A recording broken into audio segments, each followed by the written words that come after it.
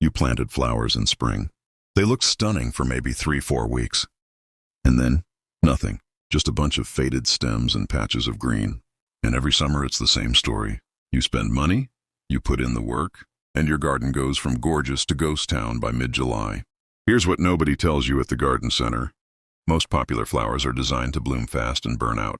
They're impulse buys, not long-term investments. And as long as you keep choosing them, your garden will keep disappointing you.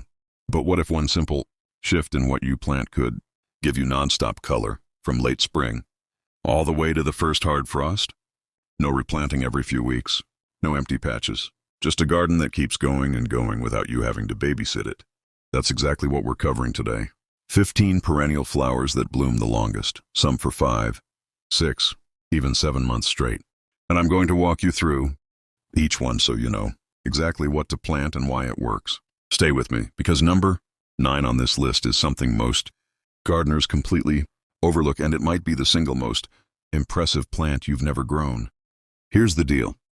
By the end of this video, you're going to have a clear, no-stress plan for building a garden that stays colorful from spring all the way through fall. Not because you're out there every weekend fussing with it, but because you made smarter choices up front. These aren't rare or exotic plants. You can find most of them at any local nursery or garden center. What makes them special is their staying power. They're built to bloom long, come back year after year, and handle real-world conditions, drought, heat, busy schedules, and all. And the best part? Once they're established, many of these plants practically take care of themselves. We're talking about the kind of gardening where you do the work once and enjoy the results for years. That's the whole philosophy behind the root garden. Smart choices, less effort, better results. So whether you're just getting started with perennials, or you've been gardening for years and you're frustrated that things don't stay colorful long enough, this list is for you. Let's be honest, most of us have stood in a garden center feeling completely overwhelmed. The tags say things like full sun and well-drained soil, and you just want to know, will this still look good in August? That's the question experienced gardeners ask. Not just does it look pretty right now, but how long will it actually bloom? Because here's the truth. A lot of gorgeous plants at the nursery are basically one-hit wonders. They peak in spring or early summer and then they're done. You end up with a garden that's full of potential in May and looks tired and patchy by the time summer is really heating up.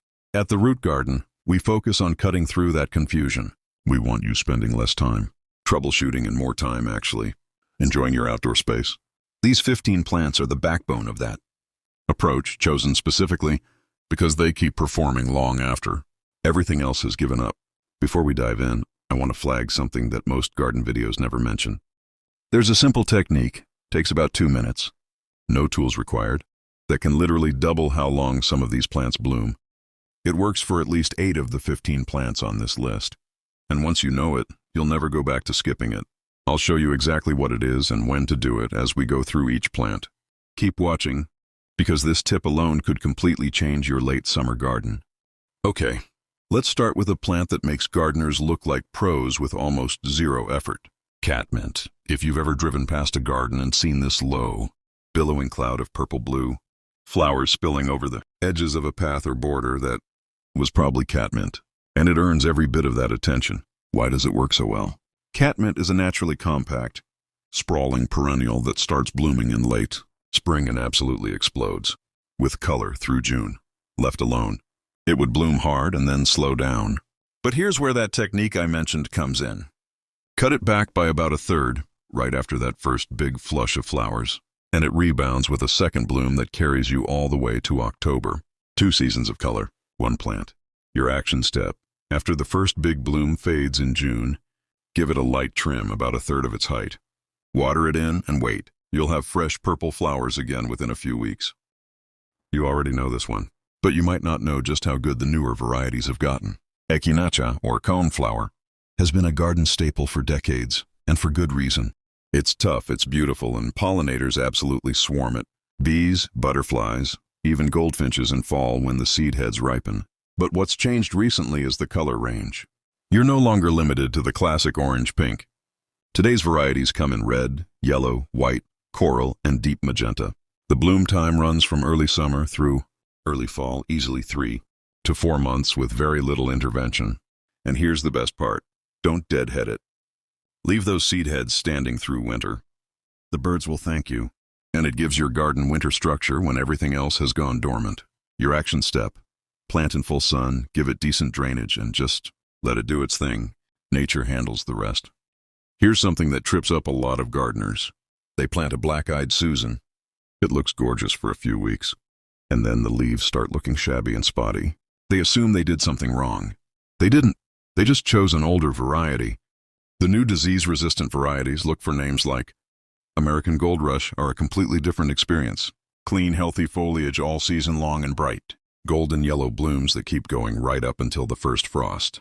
We're talking 5+ months of color from a single plant. Black-eyed Susans are native to North America, so they're adapted to handle heat, drought, and all kinds of weather. Once they're in the ground and settled, they ask almost nothing of you.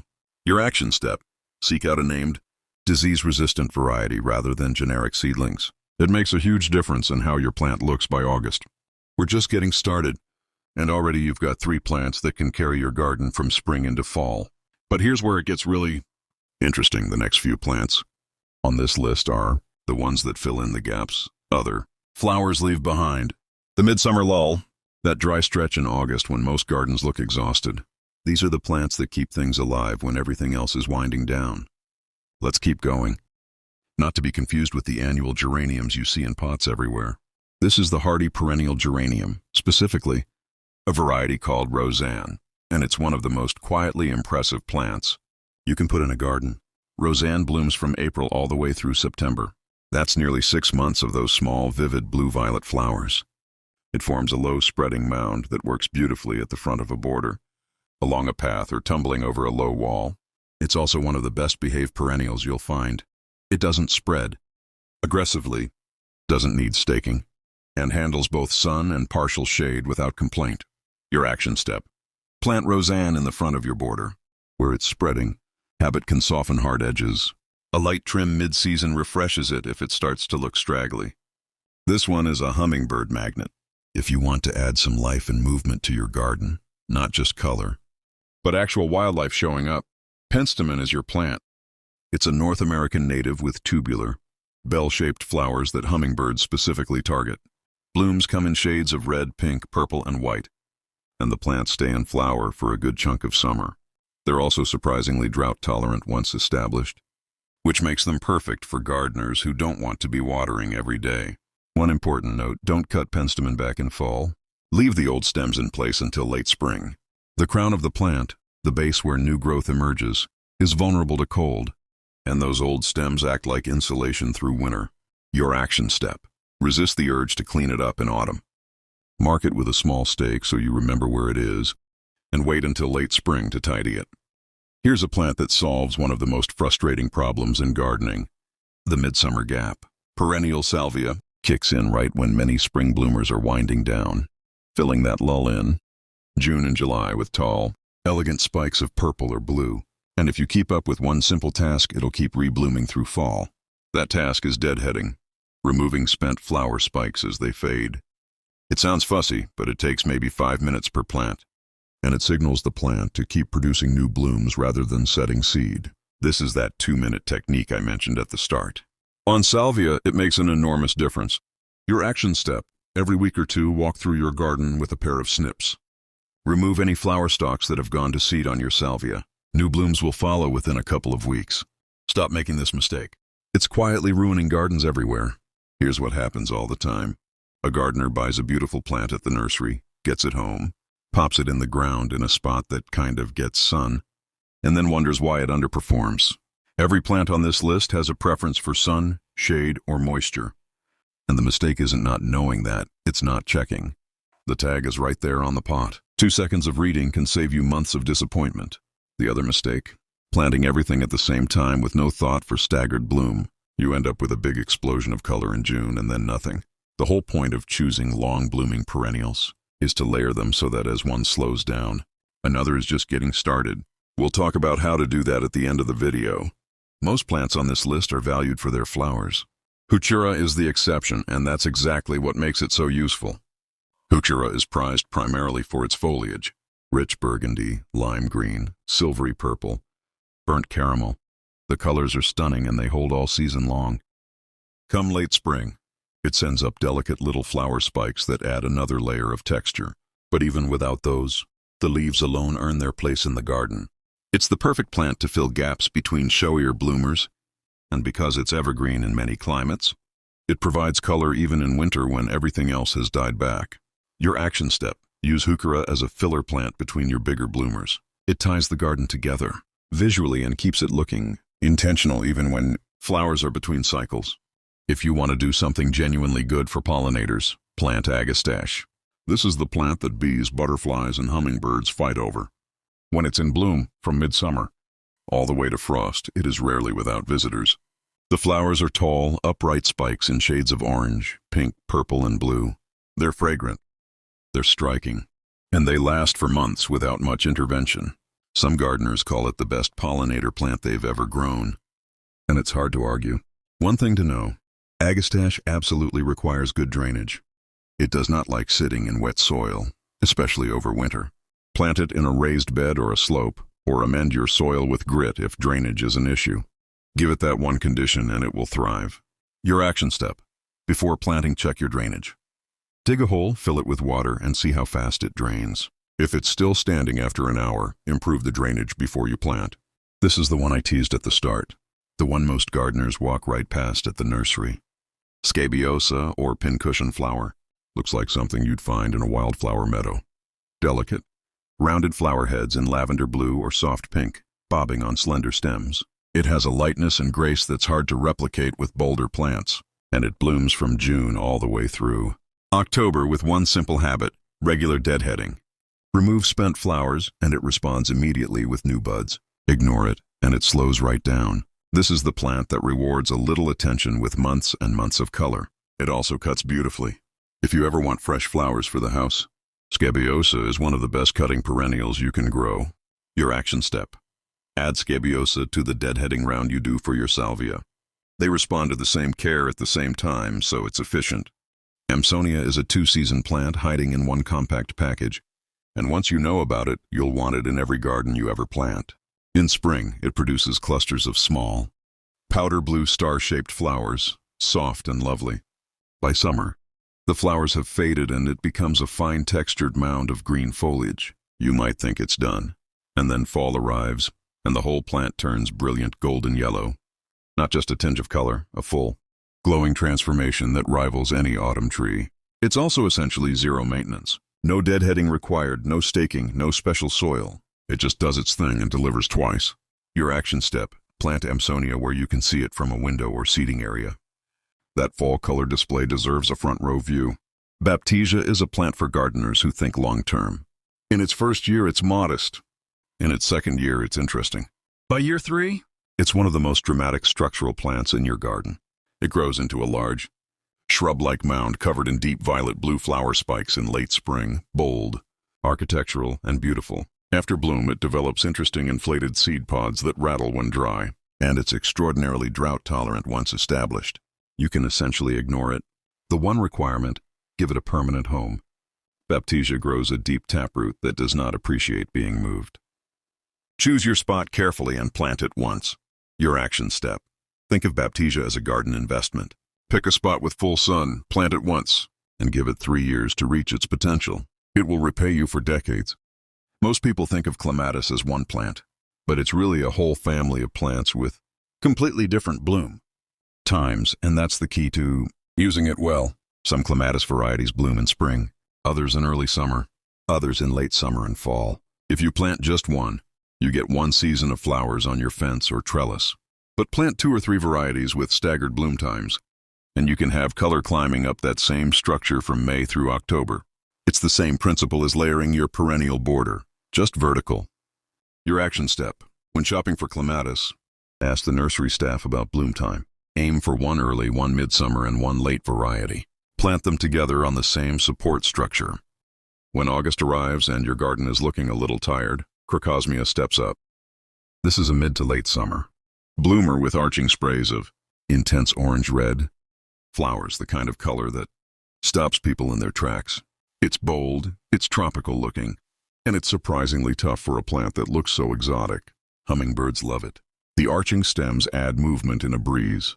In colder climates, zone 5 or below, give the corms a layer of mulch in late fall to protect them through winter. In warmer zones, it's essentially carefree. Your action step: plant crocosmia in a spot where you need a mid to late summer anchor. It partners beautifully with ornamental grasses or dark-leaved plants that let the orange really pop. Here's a plant for a spot most gardeners find difficult: damp, shady, often overlooked corners. Chalone, commonly called turtlehead, blooms from August through October with puffy, hooded pink or white flowers that do look remarkably like turtleheads. It's a native North American plant that thrives in moist soil and partial shade, conditions that would kill most flowering plants. If you have a low area that stays damp or a shady spot under trees, Chalone is your solution. It brings color to places that most plants simply can't survive in. Your action step: take a look around your garden for a shady or damp spot that's currently bare. That's where Chalone belongs. We've saved the best for last, and if you're not familiar with this plant, prepare to be impressed. Veronicastrum, or Culver's root, is a tall, majestic native perennial that blooms in midsummer with candelabra-like spikes of white or pale lavender flowers. We're talking plants that can reach 5 to 6 feet tall, dramatic, vertical structure that you can see from across a garden or even from the street. But what makes it truly remarkable is how it functions in the ecosystem. It's what ecologists call a keystone plant, a species that supports a disproportionately large number of other species. Bees, butterflies, and beneficial insects all rely on it. Planting one Veronicastrum does more for your local pollinators than a dozen ordinary flowers. And for all that drama and ecological value, it asks almost nothing of you.